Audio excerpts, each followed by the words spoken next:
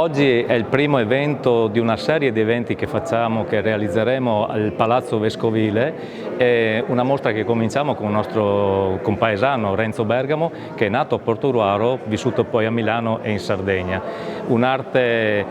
di un grande artista, di un grande pittore, dalla forza poetica, dalla forza compositiva e dalla padronanza del colore unica. Noi siamo felici perché è un pittore che ci porta lustro e speriamo che sia anche un passaggio per altri eventi simili.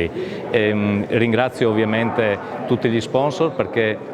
l'economia e la cultura deve essere basata su un'economia partecipativa e su questo gli sponsor, come anche la Banca San Biagio e altri sponsor principali, hanno contribuito fortemente a questo evento. Banca Prealpi San Biagio è presente in quasi tutti i contesti dove si parla naturalmente di cultura nel nostro territorio,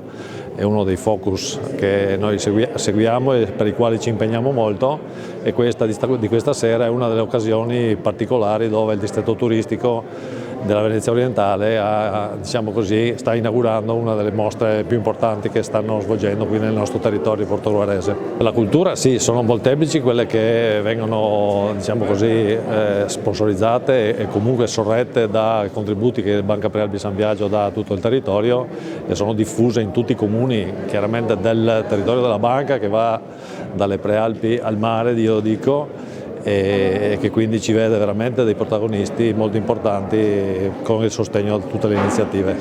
Siamo felici di presentare questa mostra che abbiamo organizzato a Portogruaro, che è un fiore all'occhiello costruito dal distretto turistico, che ha la fortuna di riuscire a mettere insieme il pubblico e il privato, con l'apporto di molti imprenditori del territorio e soprattutto della banca, che vive e fa vivere gli imprenditori qui nel territorio. È una mostra che